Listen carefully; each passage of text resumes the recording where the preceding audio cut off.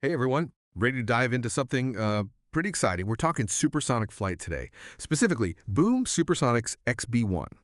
This thing's a demonstrator aircraft that's getting really close to breaking the sound barrier. You remember the Concorde, right? Yeah, well, this could be the next big thing for superfast travel. So get this, the XB-1 just finished its 11th test flight, and it hit a speed of 728 miles per hour. Now that's incredibly close to Mach 1, which is the speed of sound. And what's really interesting is they did this at a pretty low altitude, about 29,500 feet. Now, in the world of supersonic flight, lower altitudes mean denser air, which puts a lot more stress on the aircraft. Flying that fast at that altitude, it's a big deal. It's a crucial step because it shows that the XB-1 can handle the intense pressure when it finally breaks the sound barrier. It's kind of like a really intense workout for the aircraft, pushing it to its limits to make sure it's ready for the big show. And all of this is to gather data to perfect the design for its much bigger sibling, the Overture passenger plane. And speaking of the Overture, This is the aircraft that Boom Supersonic hopes will revolutionize air travel. Imagine this. You have breakfast in London, and by lunchtime you're walking through Central Park in New York. That's the future Boom is envisioning with the Overture, which is designed to carry between 64 and 80 passengers across the Atlantic in record time. But the XB-1 isn't just about speed, it's a technological marvel, packed with cutting-edge tech, including something called a digital handling system. It helps navigate the complexities of supersonic flight. It's like having a super sophisticated autopilot that can handle the unique challenges of flying faster than the speed of sound. Now you might be thinking, why go through all this trouble to bring back supersonic flight? Didn't we already have the Concorde? Well, yeah. But the Concorde, while an amazing feat of engineering, had its limitations. It was expensive to operate, guzzled fuel, and wasn't exactly a quiet neighbor, which restricted its routes and ultimately led to its demise. Boom, Supersonic is aiming to change that.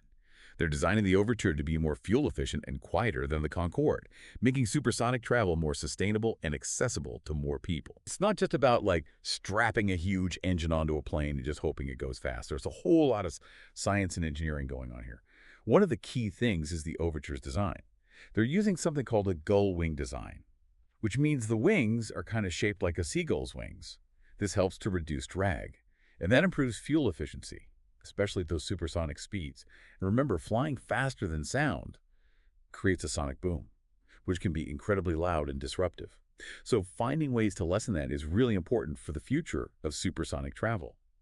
They're also making progress in engine technology. The Overture will use something called symphony engines. They're quieter and more fuel efficient than the engines that the Concorde used. Plus, they'll be able to use sustainable aviation fuels, which will reduce the environmental impact of supersonic flight.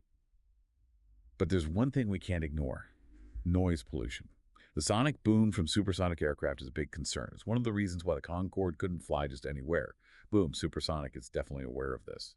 And they're working on tech to minimize that sonic boom, potentially even making it quiet enough that people on the ground won't be bothered. Imagine that.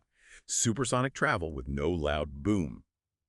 Now, it all sounds amazing, but there are still some hurdles. Like regulations, for example. Different countries have different rules about supersonic flight over land. And getting everyone on the same page will be important for making supersonic travel actually work. And then there's the cost. Supersonic travel won't be cheap, at least not at first. The technology is pricey, and airlines will have to figure out how to make money with it. But like any new tech, the cost will likely come down as it improves and becomes more common.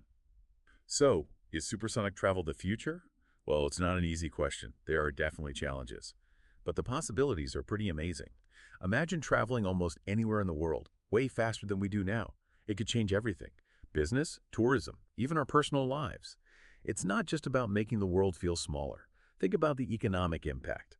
Quicker travel could boost global trade and tourism, opening up tons of opportunities for everyone. Plus, there's the whole tech side, pushing the limits of flight like this. It means advancements in aerodynamics, engine technology, material science. These things could even lead to breakthroughs in other fields. Of course, we can't forget about the downsides. Noise pollution and the environmental impact are serious things. But Boom and others working on this know that. And they're putting a lot of effort into finding solutions, making supersonic travel quieter, using less fuel, and being more eco-friendly. So even though there's a ways to go, the future of supersonic travel looks bright. With companies like Boom leading the way, we might be at the start of a whole new era of aviation, one where distance isn't such a big deal anymore. Who knows, maybe one day soon we'll all be cruising across the Atlantic at supersonic speeds. Until then, keep watching the skies.